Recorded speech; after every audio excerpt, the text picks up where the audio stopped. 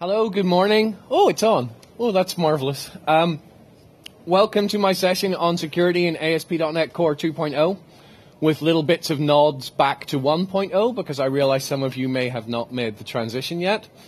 My name is Barry Dorrans. I am the security PM for all of .NET, which means that I do things that upset David Fowler, and then Damien Edwards acts as some sort of negotiator between the two of us till we come to somewhere in the middle that doesn't upset him as much as I would like and makes it usable for you, which is nice.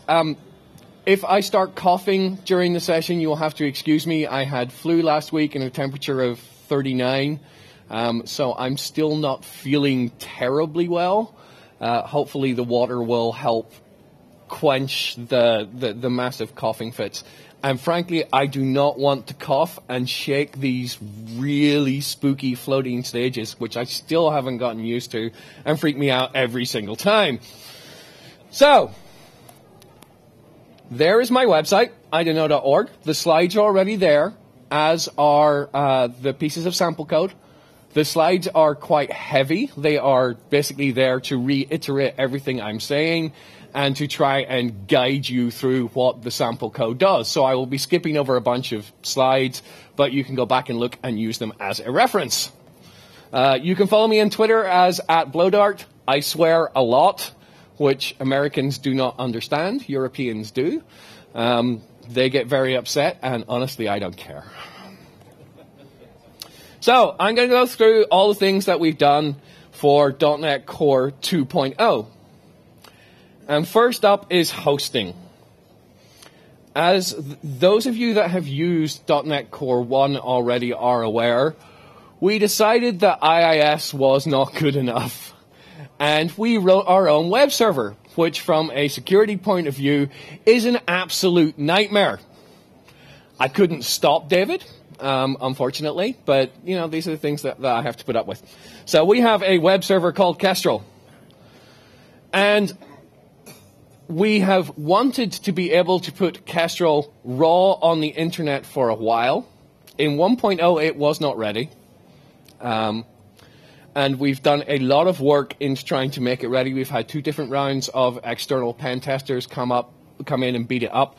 And I've never seen the excitement from pen testers before when you say, we've got a brand new web server for you to break.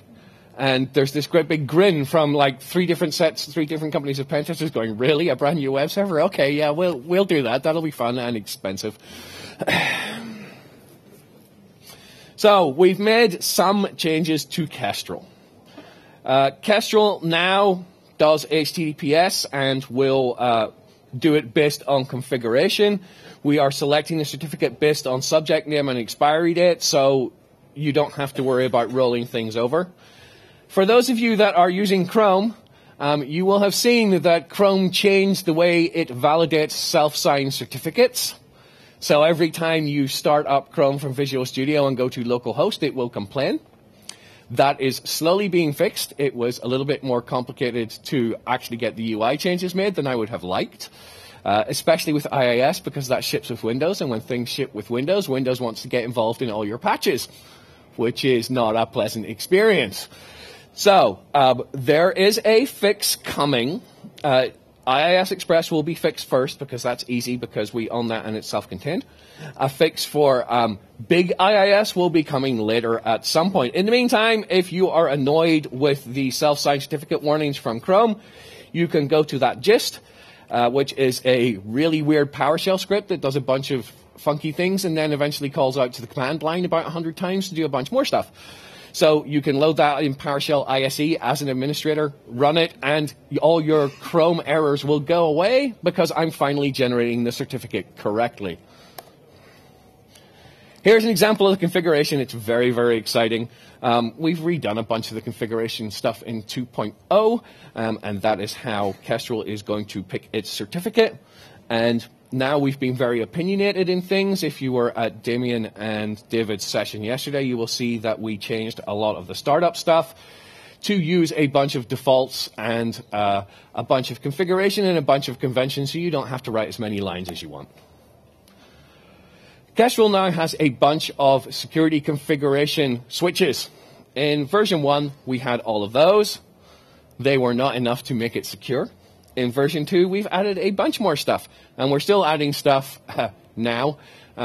They were adding stuff whilst I was away, which is always a worry, but never mind. I've read the emails, and hopefully they're doing what I advised. So we are hopefully good enough to expose on the edge without anything in front of it. However, you know, in 1.0 we said if you did this, you were unsupported. You should put Kestrel behind IIS, you should put Kestrel behind Nginx, any sort of forwarding proxy. We didn't care. In 2.0, we will support you if you live life dangerously and put it on the edge. But I will say to you that it took 7 years for IIS to get rid of most of its security bugs and only end up with having 1 or 2 a year. This is a web server that we have been working on for 3 years. We've done a lot of effort. We think we found everything, but being the paranoid person that I am, I would still recommend that you put Kestrel behind an edge server, either IIS or Nginx. However, if you want the raw speed, you want ramming speed, damn the torpedoes, you want to head towards an iceberg, fine. Stick it up in front of the internet and we will support you. You should keep a close eye on security patches for this. So that's Kestrel. It's made Fowler happy that we can now put it on the internet. It gives me nightmares and stomach ache, but never mind. How many of you have used .NET Core 1.0? It's very hard to see with all the bright lights. Oh, that's quite a few of you. Okay. Some of this will be familiar to you, but as you can look around, not everyone has moved to Core, so I'm going to cover some of the stuff that you already know. We have a bunch of authentication options in ASP.NET Core. When I gave this talk 2 weeks ago, it was accurate. In the last week, Damien cut some features that will now be in 2.1, so I'm going to cover those a little bit because, you know, I didn't want to change my slide deck because I'm lazy. But it will give you an idea of where we're going. So authentication options in ASP.NET Core, reasonably familiar. You have no authentication whatsoever. You have individual user accounts. And in 2.1, rather than 2.0 now, we are changing the way that works. And I'll discuss that in a little bit. You have work and school accounts, which is Azure Active Directory, and you have Windows authentication. And then you have all the social stuff that everybody likes. Facebook and Twitter and Google and Microsoft account and OAuth and whatever the heck else. So we have ASP.NET Identity as our individual user account backing store. I want you to think of ASP.NET Identity as a database and the classes around it. And then on top of that, in ASP.NET Core 1.0 and 2.0, it's all cookie-based. So you log in using an HTML form and we dump a cookie and away it goes. In 2.1, we will be changing this. It will no longer, well, it'll still be an HTML form and it will still be cookie-based, but we are switching to use OIDC. So we are finally using a standards-based login flow rather than something we made up, which is nice. And that has a bunch of advantages. We can still have our local database option. So you take care of looking after that database, of looking after the usernames and the hash passwords. You manage the database, and then you cross your fingers that that database is never going to be breached, and you're never going to end up on Troy Hunt's Have I Been Pwned? We do a good job of hashing your passwords for you, to be perfectly honest. We've taken away a lot of the choice from you, and we've gone as strong as we think is necessary right now. But, you know, what is necessary seems to change every 6 months. So if you don't like that option because we're heading down the OIDC route, you can swap it out for any other sort of OIDC service. So you could swap it out for Azure B2C, which is a consumer version of Azure AD, so you aren't locked into an Active Directory. It's basically the same flow, it's the same code, but your users can register using whatever username they like. You can set up email verification. You can ask for a bunch of information. It has a standard way to edit profiles and all sorts of other funky stuff. So you can use that. And my hope is that, you know, at some point, if you've used the local database stuff and you want to move to Azure B2C, I'll give you a button that says, okay, I no longer want to worry about this because I am scared of ending up on have I been pwned. So why don't you take my database, shove it up into Azure B2C, and then I can change one line in my program and it will use Azure B2C and everyone will still have their logins. It's just the login screen will look slightly differently. And if you don't like Azure, and I know some people don't, it can be very expensive. You can use any other OIDC server. You can use Identity Server. You can use Dominic and Brock's absolutely wonderful Identity Server, which has a lot more configuration. It has a lot more options. Our OIDC server will be quite basic. It will support web apps. It will support third-party apps and not much else. We're not doing the IoT stuff like when you click a button when you've installed Hulu or Netflix on your Xbox and it says go to a website and type this code in. We're not supporting that. Identity Server, on the other hand, will support absolutely everything, including good old WS-Fed, which a bunch of banks still use, but we're like, nope, we are just doing a nice, simple OIDC server. If you don't like it, you can use Identity Server, you can use a bunch of other open source options, and just swap things in and out, because now we're being standards-based and playing nice with the community. So template authorization as it stands, like I say, we have individual user accounts, which is your local database. You can customize that using EF and writing your own model, and we're quite opinionated about it. We're going to use the algorithms we think are safe for you and how to store passwords. Work and school account, it's Azure Active Directory, and again, it's Open ID Connect based. So you could swap out for Azure Active Directory with just a single line of code. You can have ADFS. OpenID Connect requires ADFS 2016, which means you're going to have to go to your network admin and say, can you please update our ADFS server, which is kind of a hard sell sometimes because that's a piece of critical infrastructure. So just either bribe them or beat them up, one of the two. And we don't have support for SAML and WS-Fed yet, which is why we require ADFS 2016. It is coming. It has been horrendously complicated. We didn't have all the classes that we need in .NET Core 1.0. They're there mostly in 2.0. We're still trying to figure out if we've got everything that we need. But we have an early alpha version running, which seems to work. We just need to do a lot more testing. So SAML and WS-Fed support may come for 2.0. It may be in 2.1. And then you can use older versions of ADFS or a bunch of Java-based stuff or things from IBM or, bank stuff, because banks don't update for 7 years, so they're still stuck in WS-Fed and SAML. And there's Windows Authentication, which obviously needs Windows. You can't use Windows Authentication when you're running on Linux, because it's not Windows. So you need IIS, and you can locally join your domain servers. The only thing that's different from ASP.NET Desktop, the previous versions, is that there is no automatic impersonation, because that's a security nightmare.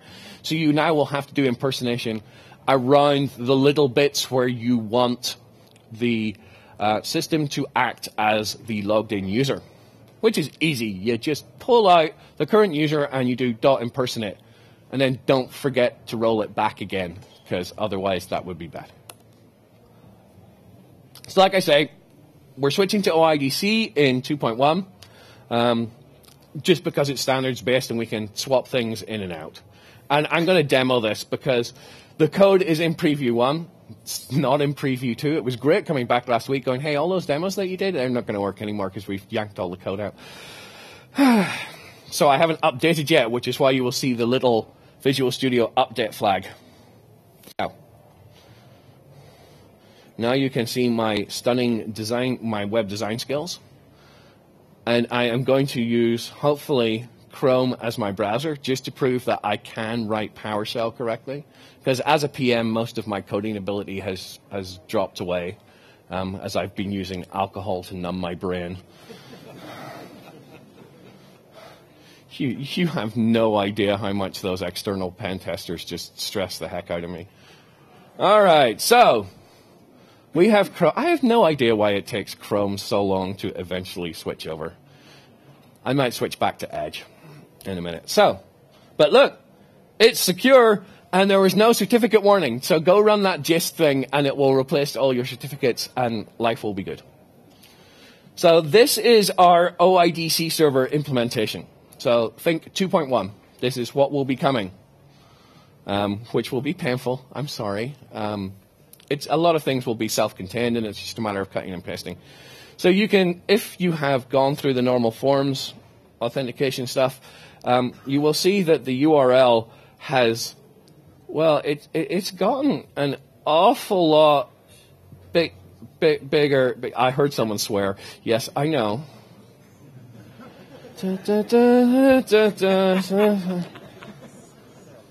It's still going. Oh, there we go. So this is mostly the OIDC spec. There's a version number thing in the end, which is what the AD folks have added on. So if you are authenticating to Azure AD, your security person could actually keep an eye on what version your software is using, and if it goes out of date, then ring you up and say, hey, you need to update your Azure AD libraries. But that is mostly OIDC. It's lovely, isn't it? So, yeah. So I'm going to log in, and the flow is exactly as you would expect it to be. Let's see if I can remember the demo password. Yay! Okay. So, from the user's point of view, because let's face it, users do not look at URLs. They don't even look to see if they're on SSL, for crying out loud. Nothing has changed.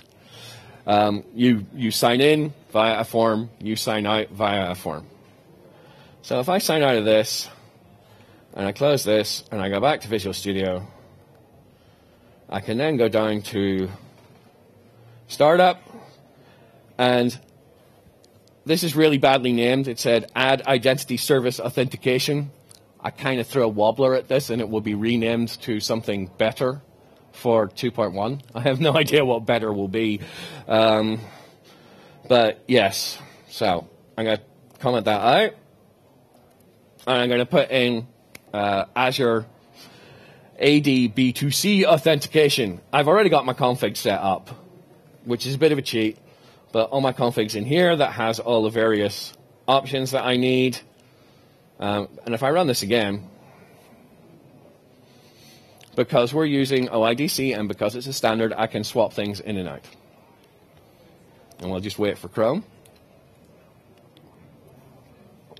Okay. So if I click sign in now, and the wireless is working, which is always a risk. And you can see it's got a different sign-in page. It's gone to login.microsoftonline.com, which is the BTC stuff. And again, I can log in.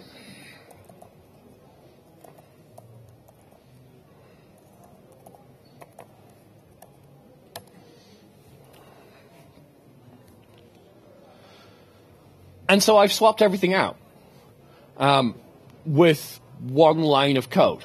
I could now go and delete all the OIDC pieces, which are nicely contained in an area. So I could go to areas and then delete the identity service area.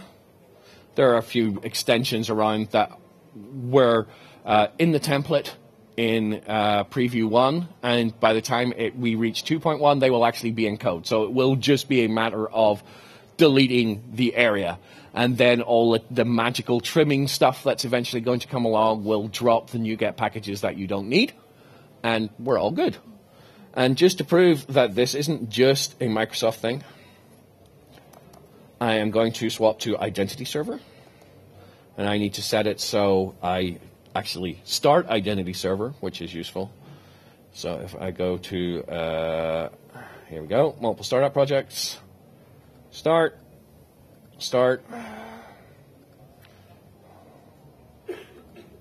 and I click start again, and it will have a think.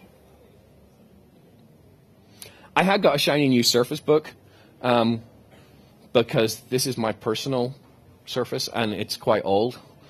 I got a shiny new Surface Book 5 weeks ago, and 2 days before I was due to go to Techorama in Belgium, the SSD died. on a brand new Surface Book and did not make me very happy at all. It was very interesting because it blue screened, and every blue screen, and it was happening once a minute, would have a different reason. Some of which I've never seen before, and I'm like, yeah, okay, I'm just going to think that this is screwed hardware rather than MSIT pushing some sort of beta build to my machine that I did not want. So anyway, if I click sign in, it goes to Identity Server, Mr. Lovely open source project, and then I do that, and hopefully my password is the same, and I click login. No, it's not. Darn it.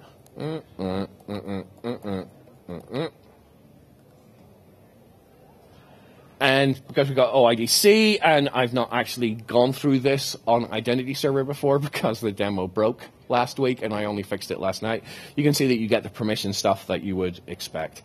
And we go through and we've logged in again. So we've taken what was the standard ASP.NET Core auth and swapped it out for Azure B2C in one line of code, or swapped it out for Identity Server in one line of code, or whatever OpenID Connect based service that you would like to use. But that will not be in 2.0, that will be in 2.1. Alright, so that goes away, and we will go back to the slide. So for those of you that are still on Desktop Framework, who have not looked at Core, we changed a few things in Core 1. There's no more support for custom iPrinciples or iIdentities. Everything is claims principal and claims identity based, so you need to inherit off that. You have multiple authentication middleware, which was a bit of a mess. We've kind of fixed that in 2.0, and I'll come on to that in a minute. So you can have lots of different middlewares running at once. You could have things listening for JOT tokens. You can have things listening for cookies. You can have things listening for external authentication coming from Twitter or Facebook or whatever. And cookie authentication finally understands the difference between unauthenticated and forbidden, which was a huge request from absolutely everyone for the last 5 years, and finally I got to implement it. So for those of you that have been using Core 1.0 and have tried to use multiple authentication middlewares, you will realize that we made a mess of it. The whole idea of multiple authentication middlewares was only one was supposed to be active, and active was probably not the right verb or property to choose. So people went, oh, well, active, well, that's the one that's going to run all the time. So I have cookie authentication, and I have Facebook authentication, and I have Twitter authentication, so they should all be active at once. And that put you in what we politely call an unsupported scenario. Basically, setting more than one authentication middleware to active meant you were screwed. We did not know what was going to happen. It was kind of random which one would choose to run, and everything was very order dependent, and it was horrible, and we didn't document it well. Because, you know, documentation is hard, and all my developers use the excuse that English is not their first language, so I have to write the documentation. And I spell, authorization with an S, and that annoys people, especially Americans, because, you know, I like to use the Queen's English. They have simplified English. So, yeah, I hate documentation. I have to admit, I've been very bad at writing some of it, but it is there. You know, every now and again, I get forced to sit in a room and write documentation for 2 days, mainly because Rick Anderson will keep sending me requests on GitHub saying, hey, this issue is now assigned to you. This issue is now assigned to you. I assigned this issue to you 3.5 months ago. Why haven't you written documentation yet? Oh, okay, Rick. So we have made this suck less in Core 2.0. There is no individual authentication middlewares anymore. There is a single authentication middleware to rule them all. And then you have little services that you slot into that. And the reason we've done that is because now we have a single service. There's a single property on it that says this is the only active service that will ever get run. So GitHub announcement explains it in greater details. Here is basically the changes in code. We're trying to move everything across to the new configuration system as well, which will make things a lot easier. And here is how you set your active authentication scheme. As you can tell, there's only one. Okay, there are 3 things. There's challenge, sign in, and authenticate, which is a little bit confusing, but trust me, the documentation actually explains this reasonably well, because I spent 3 weeks on it, and I got it wrong the first 2 times, and the developers laughed at me, and I don't like it when the developers laugh at me. So it's a lot easier now because we've removed your ability to configure it incorrectly. It wasn't a mistake on your part, it was a mistake on our part, and we're dumb, and I'm sorry. So there are a couple of other things that's changed. If you have been doing things manually, you are used to calling context.authentication.authenticate challenge or sign in. We've moved it because we like to confuse you.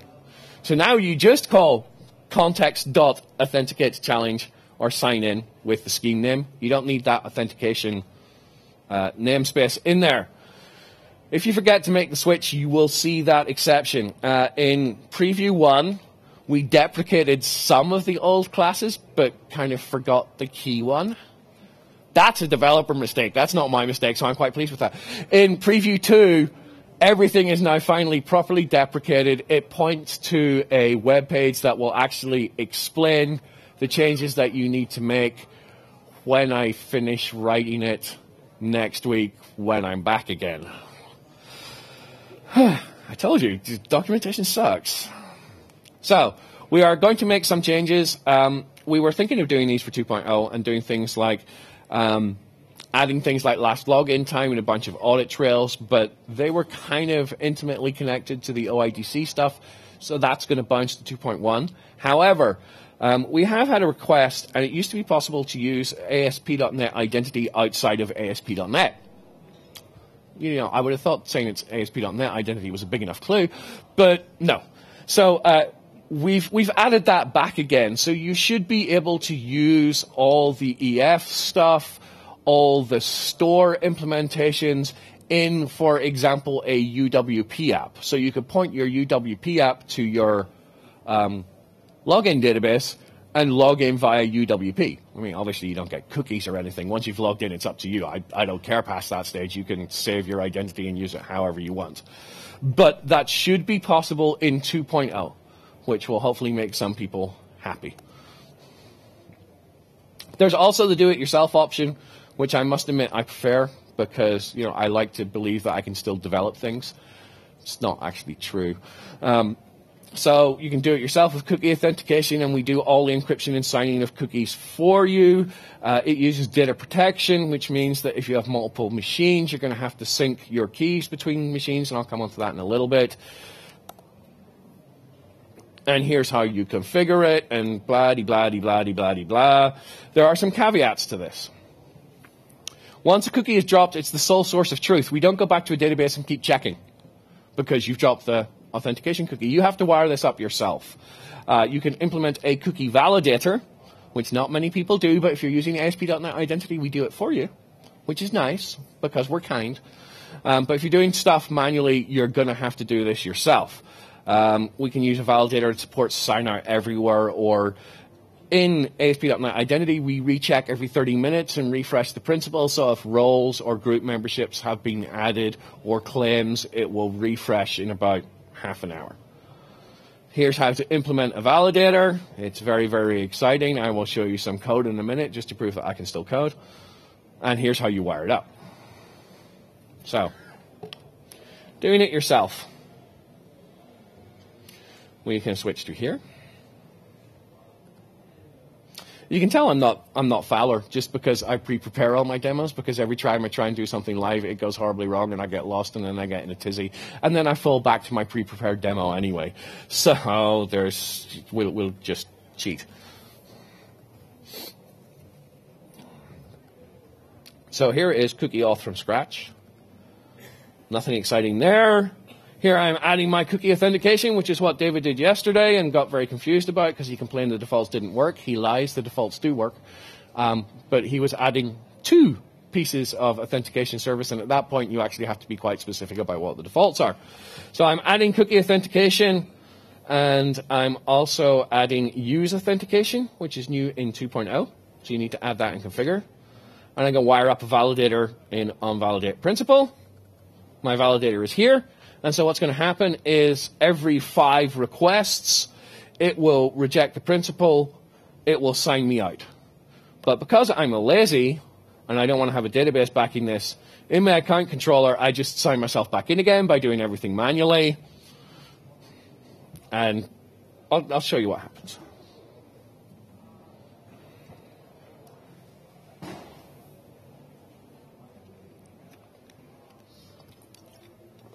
Keep trying to persuade my security devs that they really want to come along to conferences and present beside me, and they're like, no, you're mean enough to us in the office. I don't want to see what you're going to do with an audience. So, because I wrote the code that just logs me in automatically, here I am logged in. I'm going to hit refresh, and there we go. Of course, Chrome is caching. Thanks, Chrome. This works in Edge. It really does. Oh, for heaven's sake! I'm gonna cheat. Let's just go back to Edge, which is not something you often hear people say. I'm gonna get hate mail from the Edge team now because this is video. All right. So I've set my validator basically to run in every request. Oh, actually, every minute. And so it will start bumping up every minute, and eventually it will log me out after 5 minutes, and no one ever wants to wait for that. But you can see that the validator is just running and incrementing the scene count, and eventually it will log me out, and this would pop back to 0 or 1 in about 5 minutes. And just no one wants to wait for me hitting refresh for 5 minutes. I mean, I know my shirt is exciting, but it's not that exciting. How many of you who are using .NET Core 1 have tried to write your own authentication middleware? Really? Okay, yes, well you would, because this man is doing a Pluralsight course on it. Anyone else apart from the victims at the front? Yeah, it's kind of a rare scenario. You really don't want to go down this route. I have written one for basic authentication, which is filled full of self-loathing, because none of you should use basic authentication. It is on my GitHub account if you want to see how much I hate myself. But for those of you that have written authentication middleware, and I know you're only here for this slide, there's no more middleware. It's just a handler. We've changed a few things. Just delete your middleware class. Things have changed from task pools to task and so on and so forth. Or just take my basic auth middleware and hack the functionality behind it until it does what you want, which is what I did to get my basic authentication middleware working. I took the JOT stuff and hacked it until it did what I want. You can limit by schemes. So you may have, for example, APIs embedded within your web app that you want to use both with cookies and with JOT tokens. I maintain this is a really bad idea. If you have an external API that you want to use JOT tokens with, host it outside your app that uses cookies. It's what Google does. If you look at Google's Gmail API, the API that third parties get to call is entirely different to the API that is called from within Gmail itself, because you have external entities and a bunch of trust boundaries and a bunch of other stuff and different authentication schemes. But some people like to do this. You make me unhappy when you do, but I'm sure you don't actually care. So you can limit the authentication scheme for your controller or for your controller methods by using the active authentication schemes property and stick bearer on it. So you could limit something to JOT and it would ignore the cookie stuff that has come down. So I mentioned data protection because that's how we encrypt and sign our cookies. How many of you have accidentally checked in a web.config into GitHub that has contained your machine key? I see one person who's being honest.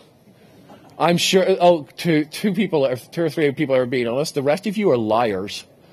Because I go to GitHub every now and again and I search for web.config and I look for machine keys and it makes me sad. Let me explain to you why this is bad. If I have your machine key, it is the sole encryption and signing key for cookie authentication. So now I can pretend to be who I want on your website which is fun. If you are using web forms, actually, how many of you are still using web forms? Oh, I'm sorry. Okay. If you are using web forms, it is also the signing key or the encryption key or both for view state. View state is basically binary serialization, and if I have that key, I can deserialize a bunch of objects that you were never expecting, and I can have remote code execution on your website, which is nice. So, machine key sucks. And it's really hard to change, especially when you're in a web farm environment, because you have to change them all at once, and that never works. So we kind of threw it away. We have an entire new data protection stack, and we have a compat layer as well, so you can use this within your .NET 4.6 apps, if you like. I would strongly suggest looking at that, especially for you people that are still stuck in web forms.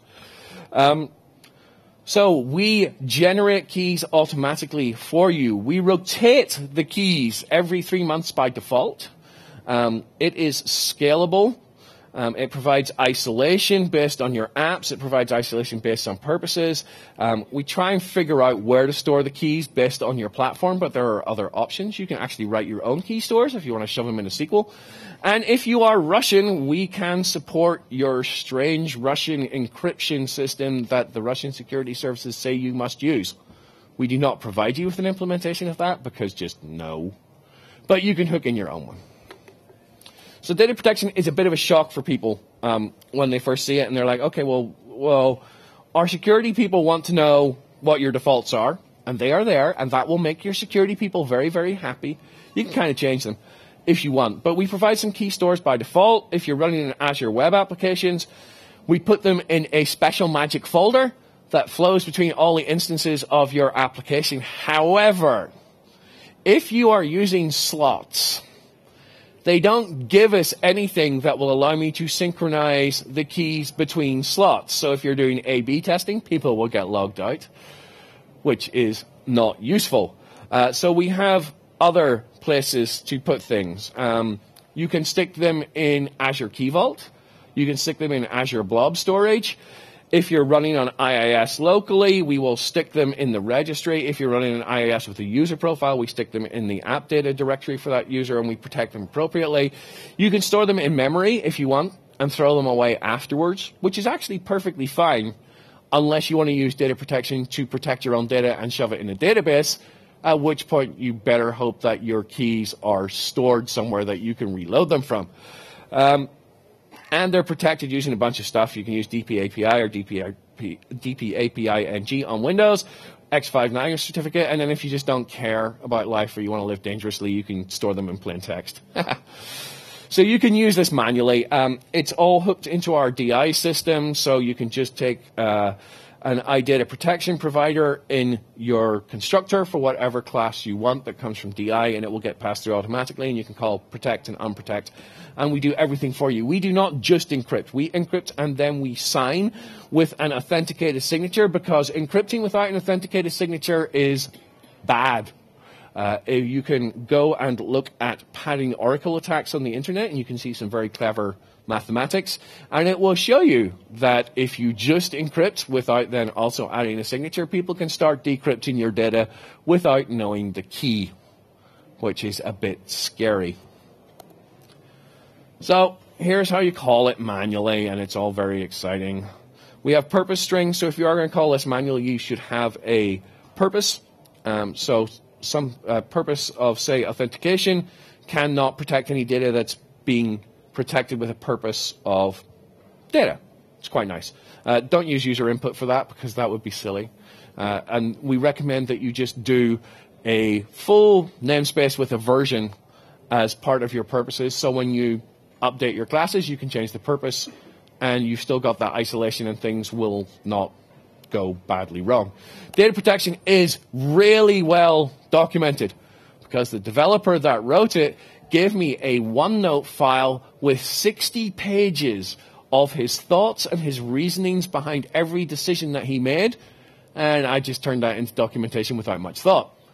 So you can actually see the decisions that we made and why we did stuff, and then all the extension points. It's very impressive, and I will take credit for it because he never wants to appear on stage for me. So it's my documentation, and I'm wonderful. Here's how you configure it. This one's persisting keys to the file system and doing stuff with the thumbprint. It's not very exciting, but you can implement your own key store. I know that sounds scary. You only have to implement 2 things. Get all elements, which is give me every single key that you know about, and here's a new key. Store it, and that's it. So on .NET Desktop, we allowed X5 and 9 certificates. We did not have enough support in 1.0. In .NET Core 2.0, yes, you can now finally use certificates to protect your keyring, and you should. Or, if you're running in Azure, you can use Key Vault.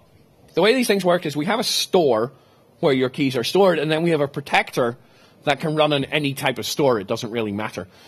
So Key Vault is a protector. It uses a master key inside Key Vault that then wraps and unwraps the keys that we generate, and it's all very fancy and very, very clever. And it only takes 1 key in Key Vault, which keeps it underneath the free tier for using Key Vault, which is important for all of us because we don't like to pay for things. So, authorization. How are we doing on time? When did I start? Ooh, I still have 20 minutes. Okay, we can get through this. Authorization changed in .NET Core a lot. How many of you have ever tried to write your own custom authorized attribute? That's way too many people, and I'd like to see. How many of you think you did it successfully? That's a lot less hands. Okay. Yeah, it wasn't the most pleasant experience. So when we moved to Core, I got to design an entire feature. And my entire feature was I no longer want you to write custom authorization attributes because it's horrible and it sucks and it goes wrong. So we changed stuff a lot. We now have a way to express your authorization pieces in code without having to write your own custom class. We have requirements, and we have requirement handlers, and then we have policies. And a policy is built up of 1 or more requirements. It says, okay, if this person is going to be authorized, they must fulfill this requirement and that requirement. And then the requirement handlers get called so you can figure out whether someone has passed or not. It's all based on DI. You can add resource-based authorization as well, so you can have, say, for example, pass in a Word document into authorize, and it could pick apart the Word document and look at the author and look at the current user and say, yes, these 2 people match, so he can edit, and so on and so forth. And you can actually just throw the entire damn thing away and replace the authorization service with something that you want for yourself.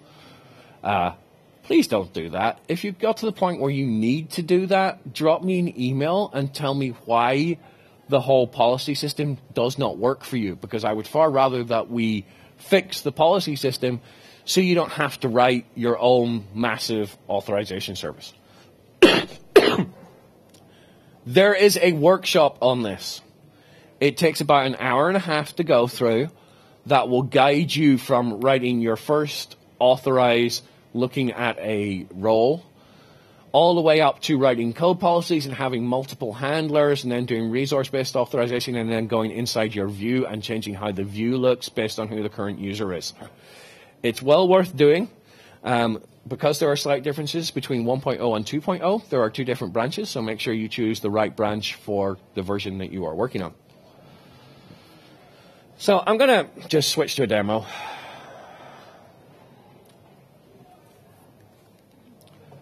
Because no one wants to see slides. Excuse me.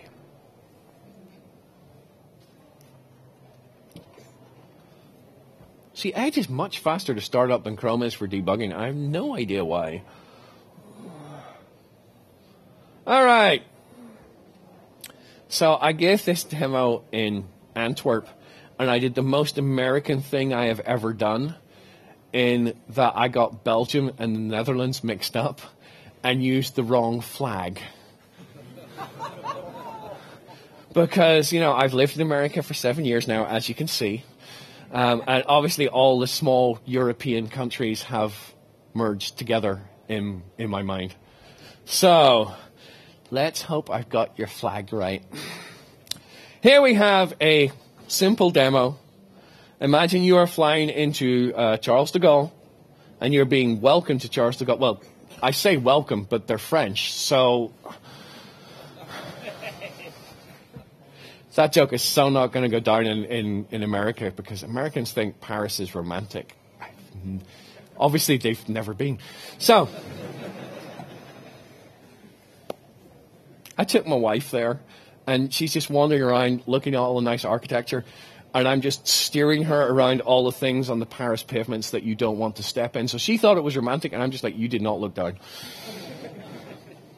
So I have got my 3 customs lanes. I have got the EU customs lane, I have got the nothing to declare, and I have got the customs inquiries rubber glove thing.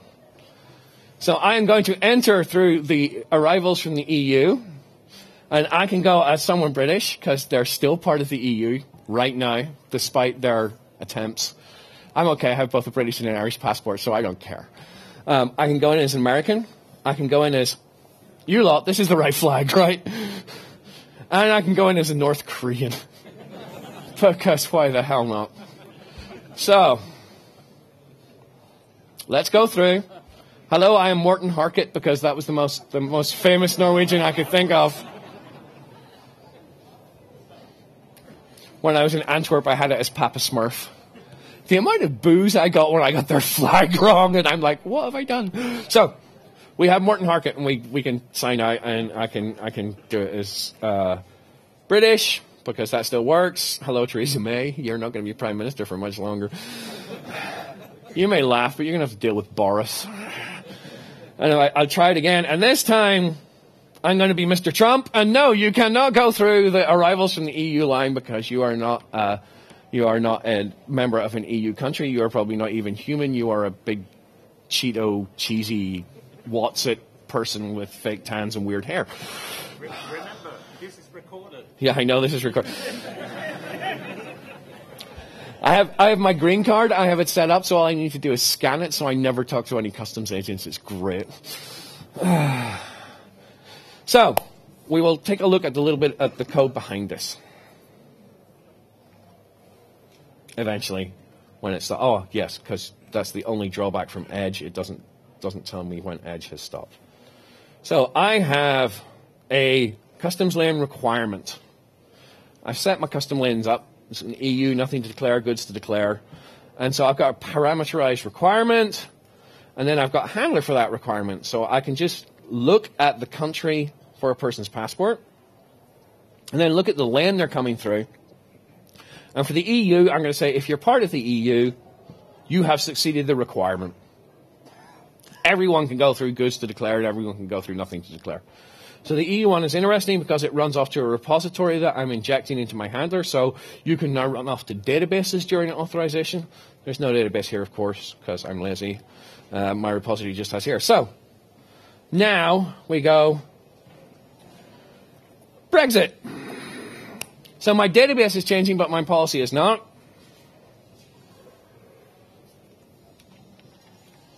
I run this again.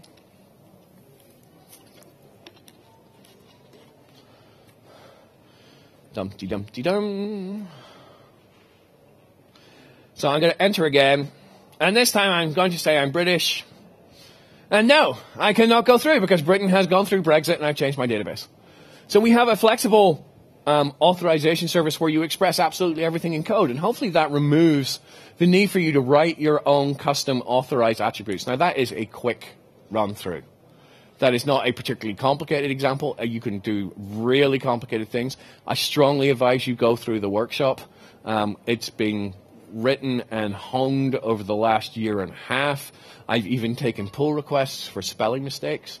But it is only for authorization. Please don't ask me authentication questions on that workshop, because my response will be, this is only for authorization. I will eventually get round to writing an authentication workshop when someone asks me to do an authentication workshop at a conference.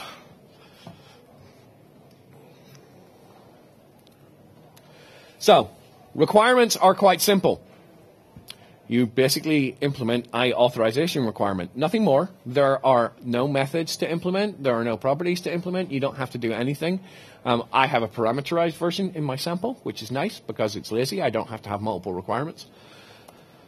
And then you write a handler for your authorization requirement. And it has a single method, which is handle requirement. And you just do what you want in it. If someone has passed your requirement, if the current user has passed, you call context.succeed. And that's it. That's all you have to do.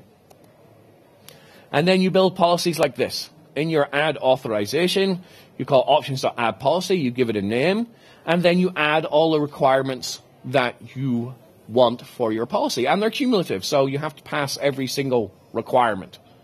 And then you register the handlers for each requirement.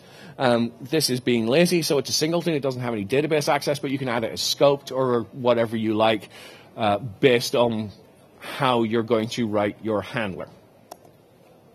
And then with authorize, there is a new attribute, and you just specify your policy, and it runs magically. The little authorization pixies do stuff, and lo and behold, hopefully it works. I've done my demo. Go away. So, the complicated thing that takes people a little bit to get around is, policies are made up of one or more requirements. Every single policy must pass.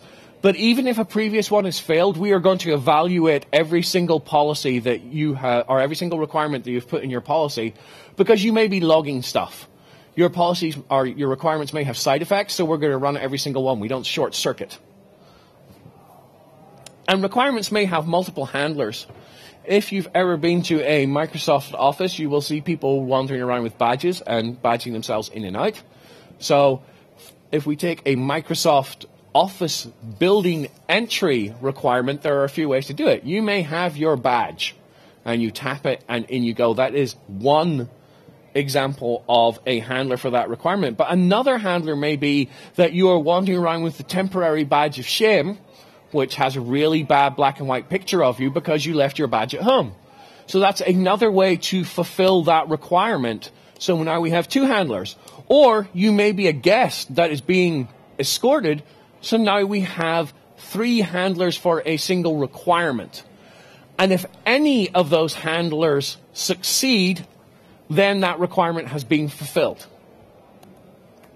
Just don't forget to register them in your DI system, otherwise everything fails. If you think something should be passing and you've written a policy, you have probably forgotten to put your handler in DI, which I do all the time, which is why I don't do these demos live on stage.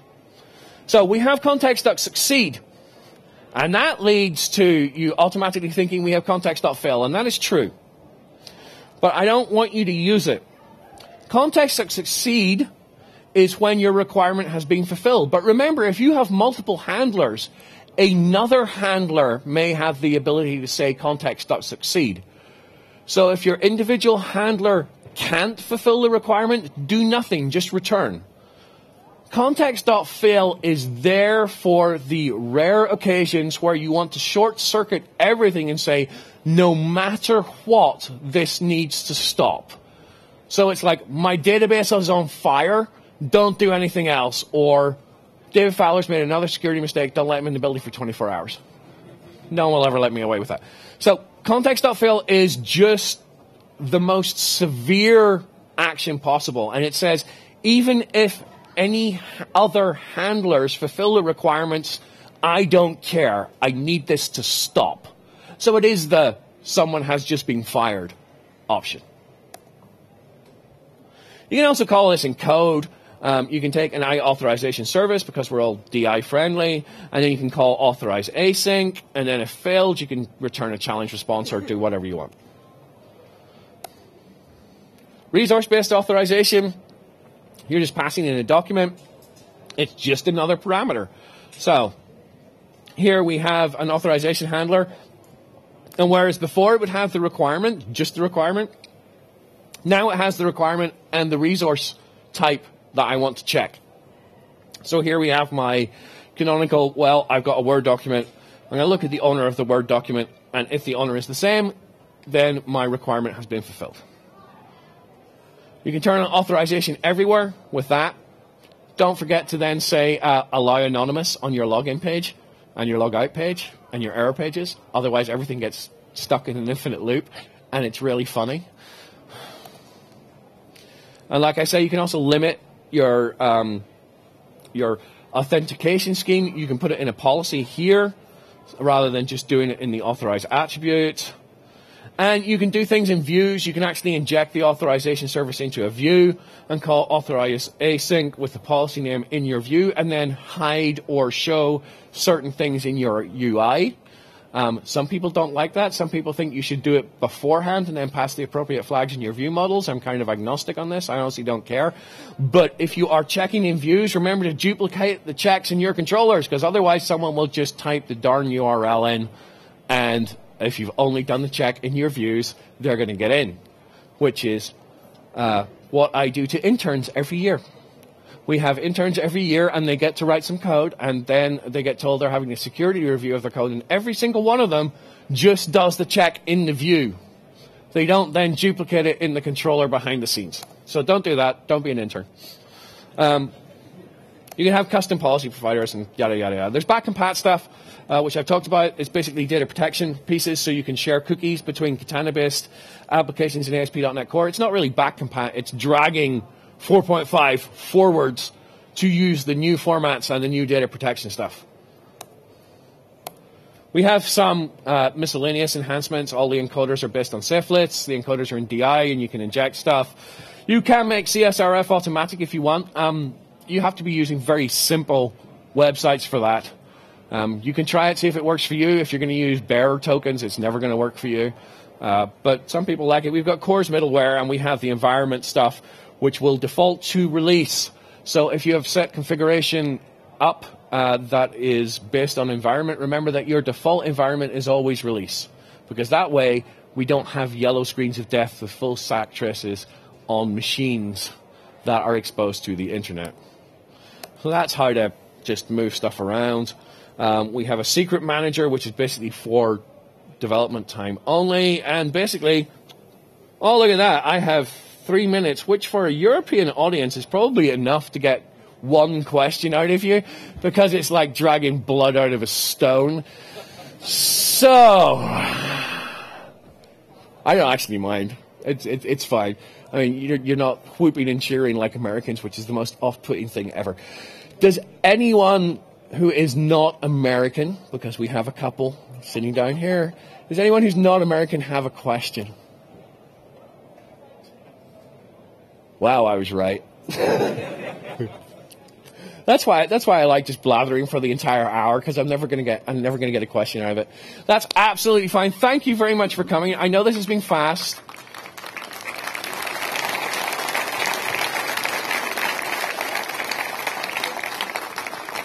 Please grab the slides from my website. They have all the stuff that I've said and links to GitHub repos and issues and the authorization lab. By all means, go through it. If you have any problems, drop me an email, talk about issues.